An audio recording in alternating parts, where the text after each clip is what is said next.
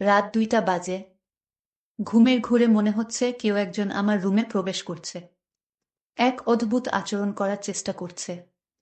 বুঝতে পারছি না কি হচ্ছে আমার সাথে। কে আসবে এত রাতে আমার রুমে? আম্মু, আব্বু নাকি ভাইয়া? কিন্তু দরজা তো ভিতর থেকে লক করা। তাহলে কে আসবে? কি করেই বা আসবে? ঘুমের ঘোরে চোখ খুলতেই পারছি না। অনেক কষ্টে চোখ খুলতেই দেখলাম একজন লোক পালিয়ে গেল। ড্রিম লাইটের আলোয় আপচা আপচা দেখা যাচ্ছে। ভয়ে চিৎকার করতে মন চাইছে, কিন্তু আমি মনে মনে ভাবলাম এই লোককে, তাকে আমার হাতে নাতে ধরতে হবে। তারপর একদিন আমি ঘুমের ভান করে শুয়েছিলাম। এর রহস্য জানার জন্য আসলে আমার ঘরে কে আসে এত রাতে এবং আমার সাথে কি করতে চায়, এটা আমার জানতে হবে। আর তাই এই রহস্য জানার জন্য আমি একদিন ঘুমের ভান করে শুয়ে রইলাম। তারপর আমার সাথে যা ঘটল এবং যাকে দেখতে পেলাম তা দেখে আমি জ্ঞান হারিয়ে ফেলি। সকালে দরজা খোলা নাড়া শব্দে ঘুম ভাঙল। রূপা, এই রূপা, এখনো উঠিসনি? কটা বাজে? কলেজ যাবি না? উঠে গিয়ে দরজা খুলে দিলাম। আম্মু আমার দিকে চেয়ে বলল, তোর কপালে কি হয়েছে? এরকম ফুলে আছে কেন? তখনই কপালে হাত দিতেই ব্যথা অনুভব করলাম। কালকের ঘটনাগুলো মনে পড়তেই গলা শুকিয়ে গেল। বুঝতে পারলাম না স্বপ্ন নাকি সত্যি ছিল। কিন্তু এতটা ভুল হবে? কে লোকটা ছিল? এরপর কি হলো কিছুই তো মনে নেই। না না, আর কিছুই ভাবতেই পারছি না। আম্মু আমার উত্তর না পেয়ে, কি রে, কি হয়েছে? কই কিছু না তো। কিছুই হয়নি, তুমি যাও, আমি ফ্রেশ হয়ে নিচে যাচ্ছি। আম্মুকে কিছু না বলেই রুমে চলে আসলাম। এসে ভাবতে লাগলাম কে আমার রুমে আসলো, কি করেই বা রুমে ঢুকল। হয়তো তাই, কারণ আমি কখনো জানালার দরজা লাগিয়ে ঘুমাই না। নিজেই নিজেকে প্রশ্ন করতে লাগলাম। মনের ভিতর হাজারো প্রশ্ন, কোনো কিছুই মাথায় ঢুকছে না। ভাবতে ভাবতে ফ্রেশ হয়ে এলাম। দেয়ালে দিয়ে মুখ মুছে আয়নায় দিকে তাকাতেই দেখলাম মুখটা অনেকটাই ফুলে গেছে। হঠাৎ ড্রেসিং টেবিলের সামনের একটা কাগজ চোখে পড়ল। কাগজটা নিয়ে পড়তে লাগলাম। এটা ছিল তোমার শাস্তি, আমাকে কষ্ট দেওয়ার শাস্তি, আমার থেকে দূরে থাকার শাস্তি। এই 3টা মাস আমি ঘুমোতে পারিনি। তুমি আমাকে ঘুমোতে দাওনি। আমাকে কষ্ট দিয়ে তুমি শান্তিতে ঘুমোচ্ছ। চিঠিটা পড়ে মুখ হা হয়ে গেছে। সবকিছু যেন ঘুলিয়ে যাচ্ছে। কি হচ্ছে আমার সাথে কিছুই বুঝতে পারছি না। কে এই লোক? কি চায় আমার কাছে? সবকিছু মাথার উপর দিয়ে যাচ্ছে। রাগে মাথাটা পেটে যাচ্ছে। উনার ঘুমে কি মই দিয়ে এসছি নাকি? কত বড় সাহস! ওকে তো আমি সামনে ফেলে মেরে ফেলব। কিন্তু বুঝতে পারছি না লোকটা কে। আমার তো তেমন কারো সাথে দেখা হয়নি। ভাবতে ভাবতে আম্মু আবার ডাকছে নাস্তা করার জন্য। নিচে ডাইনিংয়ে গিয়ে দেখলাম আব্বু মা নাস্তা করছে আর আম্মু খাবার সার্ভ করছে। আমার পরিচয়টা দিয়ে দেই, আমার নাম রূপা। আমি কলেজে পড়ি। আমি খুবই শান্ত একটা মেয়ে বললে ভুল হবে, একটু একটু দুষ্টুমি করি। আমাদের সিঙ্গেল পরিবার, বাবা মা, ভাইয়া আর আমি। আমাদের ব্যবসা আছে, ওইটা আব্বু দেখাশোনা করে। আর ভাইয়া সিলেট জেলায় আনসারে চাকরি করে। যাই হোক, গিয়ে বসলাম নাস্তা করতে। বুঝতে পারছি না ঘটনাটা সবাইকে বলবো কিনা। বললে অয়তা টেনশন করবে, থাক বলি না, হয়তো কেউ মজা করছে। কিন্তু কালকের ঘটনা তো মজা হতে পারে না। এসব ভাবছি, বাবার ডাকে ঘোর কাটে। কি হয়েছে? না খেয়ে খাবার নাড়ছিস কেন? আর কি এত ভাবছিস? না কিছু হয়নি বলে খাবার খেতে শুরু করলাম। পাশ থেকে আব্বু বললেন, জ্বর এসছে নাকি মাম্মি? এরকম দেখাচ্ছে কেন? কপালে হাত দিয়ে দেখে বলে, না জ্বর তো না। সবাই সন্দেহের চোখে তাকিয়ে থাকে। ওদের তাকানো দেখে ঘাবড়ে গেলাম। আরে আজব, জ্বর আসবে কেন? ঘুম থেকে উঠছি তো, তাই এমন দেখাচ্ছে। কথাগুলো বলে দ্রুত খেয়ে চলে আসলাম। রেডি হয়ে কলেজে চলে আসলাম। বাবা ড্রপ করে দিল। কলেজে গিয়ে আমার বেস্টু আয়শা আর রিফা এর সাথে দেখা হলো। কালকের ঘটে যাওয়া ঘটনার সবকিছু খুলে বললাম। আমার কথা শুনে হেসে বলে, হয়তো স্বপ্নে দেখেছি। কিন্তু সেই চিঠিটা আর কপাল দেখে বিশ্বাস না করার কোনো উপায় নেই। ওরাও অবাক হয়ে ভাবছে কে এই লোকটা। আয়শা খুব মনোযোগ সহকারে কয়েকবার চিঠিটা পড়ল। তারপর একটা গোয়েন্দা ভাব নিয়ে বলল, আচ্ছা রূপা, এখানে 2 মাসের কথা বলছে, মানে 2 মাস আগে তোর সাথে দেখা হয়েছে বা কিছুতে হয়েছে? তুই মনে করে দেখতো 2 মাস আগের কথা বিশেষ কারোর সাথে দেখা হয়েছে কিনা। আয়শার কথাগুলো শেষ না হতেই ঘন্টা বাজল। ক্লাসের সময় হয়ে গেছে।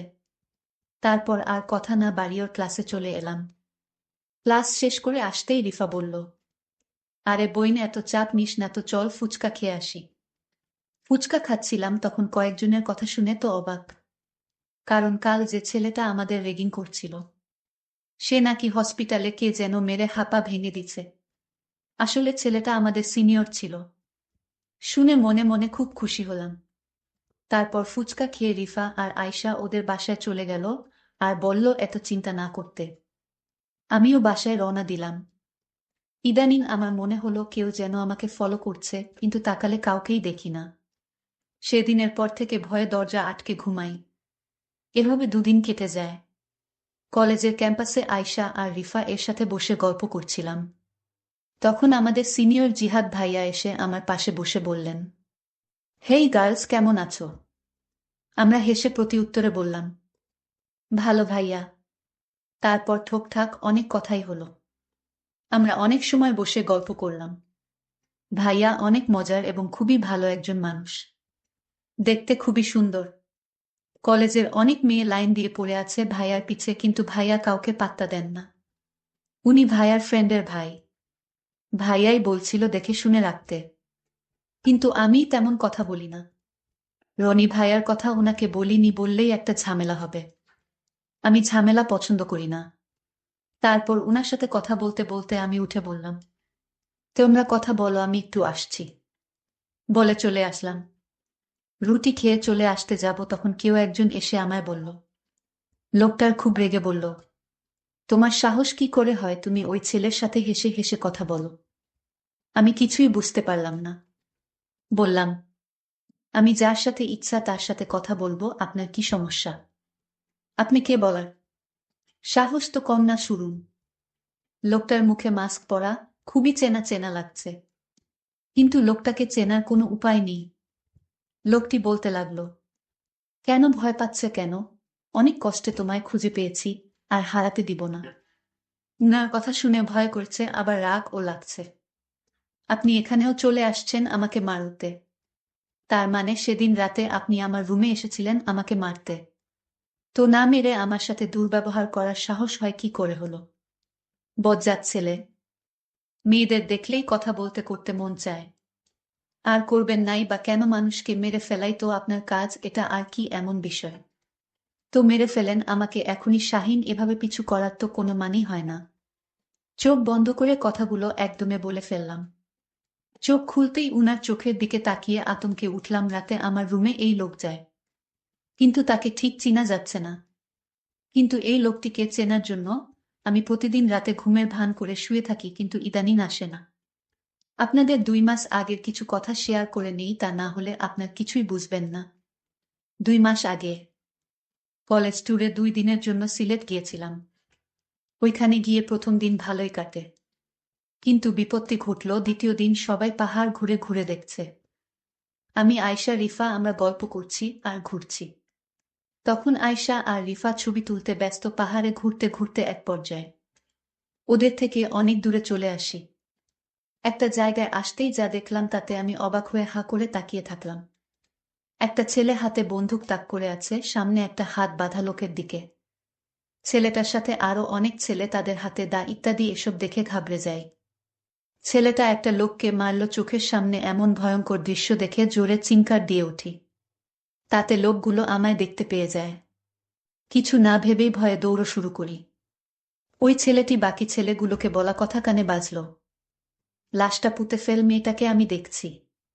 বলে বন্দুকটা কোমরে গুজে আমার পিছনে ছুটতে লাগলো আর বলল, এই মেয়ে দাঁড়াও বলছি, দাঁড়াও। কিন্তু এই লোকটাই আমার ঘরে রাতে ঢুকতো, আপনাদের বলে রাখি। কিন্তু এই লোকটাকে, এটা আমি এখনো জানতে পারিনি। কিছুটা আন্দাজ করতে পারলাম তার ছায়াটা দেখে। আমার মনে হলো এই লোকটাই আমার রুমে আসতো, কারণ তার ছায়া আমার দৃষ্টিতে বেঁধে গেছে। আমি আয়শাকে বললাম, এই যে লোকটিয়া দেখতে পাচ্ছিস, এই লোকটার মতোই আমি যাকে আমার রুমে দেখতে পেয়েছিলাম। তুই এটা বুঝলি কি করে? ওর ছায়াটা আমি দেখতে পাই হালকা আলোতে। এই লোকটাই হবে। বলে রাখা ভালো, আমার বড় ভাই ব্যাটালিয়নে চাকরি করে সিলেট জেলায়। আমার আর যে লোকটা অন্য একটা লোককে মেরেছিল সে আর কেউ না, সে হচ্ছে আমার বড় ভাই। কিন্তু সে আমাকে দেখতে পায় না ভালো করে, আমাকে চিনতেও পারল না। আমি ঠিকই তখন চিনে ফেলি। আমি মনে মনে ভাবলাম আমার বড় ভাইয়া এমন পাষাণ হয়ে গেছে যে কিনা মানুষ হত্যা করে। আমি এই কথা ভাবতেই আমার খুব খারাপ লাগলো এবং ভাইয়ার প্রতি ঘৃণার জন্ম নিল। এসব চাকরি যারা করে তারা নাকি পাষাণ হয়ে যায়, আমার ভাবতেই অবাক লাগছে। যাই হোক, আমরা একদিন ট্যুরে ঘোরাফেরা করে বাড়িতে চলে আসলাম। আমি কিছুতেই ভাইয়ার মানুষ মারার দৃশ্যটা ভুলতে পারছি না। এসব ভাবতে ভাবতে ঘুমিয়ে পড়লাম। হঠাৎ আমার রুমে পায়ের আওয়াজ শুনতে পেলাম। আমার কপালে কে যেন হাত রাখল। 2 দিন ট্যুরে থাকায় তেমন একটা ঘুম হয়নি আমার, আর তাই বেহুশের মতো ঘুমাচ্ছিলাম। তাই কিছু বলতে পারিনি। হঠাৎ যখন অনুভব করলাম আমার রুমে কেউ এসেছে, তখন চোখ খুলে দেখি কেউ নেই, কিন্তু পায়ের চিহ্ন রয়ে গেছে ঘরে। পায়ের চিহ্নটা আমার খুব পরিচিত মনে হলো। আমার মনে হলো সে আমার পরিবারের যে কেউ হতে পারে, কিন্তু কে সে এটা এখন পর্যন্ত জানতে পারলাম না। আমি এই কারণে শান্তিতে ঘুমাতে পারি না। এটা কি আমি স্বপ্ন দেখি নাকি বাস্তব, তাও বুঝতে পারছি না। আমি এখন থেকে ভাবলাম আজ থেকে সারাদিন ঘুমাবো, সারা রাত সজাগ থাকবো। মানে ঘুমের ভান করে থাকবো। আমি তাকে হাতে নাতে ধরতে চাই। সে কেন আমার ঘরে আসে, আমার কাছে কি চায়, এটা জানার জন্য আমার মনে একরকম হতাশা তৈরি হয়ে গেল। আমি আমার পরিবারের অর্থাৎ মা, বাবার সাথে বিষয়টা শেয়ারও করতে পারছি না। শেয়ার করব তখন যখন এর রহস্য আমি জানতে পারবো। তো পরের দিন সকালে কলেজে গেলাম, তারপর আয়শার সাথে আজ রাতের ঘটনাটা শেয়ার করলাম। আয়শা আজ রাগান্বিত হয়ে বলল, দুরু তুই কি বলিস, এসব স্বপ্ন বাদ দে। এগুলো শুনতে আর ভালো লাগে না। এগুলো স্বপ্নেই হয়, বাস্তবে হয় না। আয়শা, তুই যাই কস না কেন, তুই দেখে নিস আমি 2-3 দিনের ভিতরে আমি তাকে হাতে নাতে ধরব। তুই ওয়াট করো। তারপর কলেজ থেকে বাসায় ফিরে শুনতে পেলাম আমার ভাইয়া বাড়িতে আসছে, কারণ 4 দিনের ছুটি নিয়ে আসছে। আমার জন্য অনেক গিফট নিয়ে আসছে। আমি বাড়িতে প্রবেশ করতেই আমি ভাইকে দেখি দরজার সামনে দাঁড়িয়ে আছে। আমি কাছে গিয়ে বললাম, ভাইয়া কেমন আছো? কিন্তু মনে মনে ভাইয়ার জন্য ঘৃণাও কাজ করে, কারণ ভাইয়া এখন মানুষকে মানুষ মনে করে না। যাকে থাকে ধরে মারধর শুরু করে দেয়। এটা তো আমি ট্যুরে গিয়ে দেখতে পেলাম। কিন্তু ভাইয়ার শরীরের একটা পারফিউমের গন্ধ পেলাম। আমার রুমে রাতে যে আসতো তখন একই পারফিউমের গন্ধ পেলাম। আমার যেন ভাইয়াকে সন্দেহ হতে লাগলো। কিন্তু ভাইয়া আমার ঘরে কেন আসবে? আবারও মনকে প্রস্তুত করলাম, রাতে ঘুমাবো না। আমি ঘুমের ভান করে থাকবো, দেখব কে আসে আমার রুমে এবং কি চায় সে। ঠিক প্ল্যান মতো আজও ঘুমের ভান করে শুয়ে রইলাম। রাত যখন প্রায় 2টা বাজে তখন আমার রুমে জানালা দিয়ে আমার ঘরে প্রবেশ করলো। আমি চোখ বুজে রইলাম। তারপর ধীরে ধীরে কাঠের পাশে বসল। আমার গলায় 2 লক্ষ টাকার স্বর্ণ দিয়ে তৈরি আমার গলার হার। যখন লোকটি আমার স্বর্ণের গলার হারে ধরে চুরি করে নিতে চাইল, তখন আমি ভয়ে কাঁপছিলাম, কিন্তু সাহস করে নড়াচড়া করিনি। তখন লোকটি হাতটা টান দিয়ে ছিঁড়ে পকেটে নিল, আর তখনই আমি তার শার্টে ধরে চিল্লাতে লাগলাম, চোর চোর, কিন্তু সে আমার মুখ চেপে ধরল। তারপর লোকটার মুখের দিকে তাকিয়ে দেখি সে আর কেউ না, সে আমার বড় ভাই তুহিন। ভাইয়া, তুই আমার রুমে আমার স্বর্ণ চুরি করতে আসছস? জি ভাইয়া। তোকে ভাইয়া বলতেও আমার ঘৃণা হচ্ছে। তখন ভাইয়া বলল, আরে আমায় কিছু বলতে দে বোন। আমি ইচ্ছা করে চুরি করতে আসিনি। তুই তো জানিস না আমি চাকরি করে মাত্র 15,000 টাকা পাই, আর সেই টাকা তো আমার বাড়িতে পাঠাতে হয়, বাবাকে হিসাব দিতে হয়। আমি একটা বড় বিপদে পড়ে আমি তোর স্বর্ণের হার চুরি করতে বাধ্য হলাম। কি বিপদ ভাইয়া? শোনো বোন, আমি তিলককে মেরে ফেলি, আর তাই আমার চাকরি নিয়ে টানানাটি শুরু হয়েছে। উপরের স্যার বলেছে যদি তুমি 1 মাসের মধ্যে 2 লক্ষ টাকা না দিতে পারো তাহলে তোমার চাকরি থাকবেন। কিন্তু এই কথা যদি বাবা শুনে তাহলে বাবা স্ট্রোক করে মারা যাবে। আর তাই আমি কাউকে জানাইনি। আর তোকে বললে তো তুই বলে দিতে। আর তাই টাকা ম্যানেজ না করতে পারায় আমি আমার নিজের ঘরে চুরি করতে আসলাম বোন। এখন তুই চাইলে আমাকে পুলিশে ধরিয়ে দেয়। ভাইয়ার কথা শুনে আমি অবাক। তুমি আমার কাছে যদি চাইতে তাহলেই তো আমি তোমাকে আমার স্বর্ণ বিক্রি করে টাকা দিতাম, চুরি করার কি দরকার ছিল? আরে পাগলি, আমি যদি তোকে বলতাম মানলাম, তুই আমাকে বিক্রি করে টাকা দিতে আমি মানলাম। কিন্তু বাবা মা যখন লক্ষ্য করতো তোর গলায় কোনো হার নেই, তখন কি বলতি? কিন্তু আমি যদি নিতে পারতাম তাহলে তুই এবং আমার মা বাবা ভাবতো এটা চুরি হয়ে গেছে। ঠিক আছে, বুঝেছি, তুমি এইগুলো নিয়ে বিক্রি করে চাকরি বাঁচাও। ধন্যবাদ বোন, আমি তোকে এর চেয়ে বেশি দামি হার উপহার দিব। প্রিয় বন্ধুরা, গল্পটি কেমন লাগলো তা অবশ্যই কমেন্ট করে জানাবেন। ধন্যবাদ।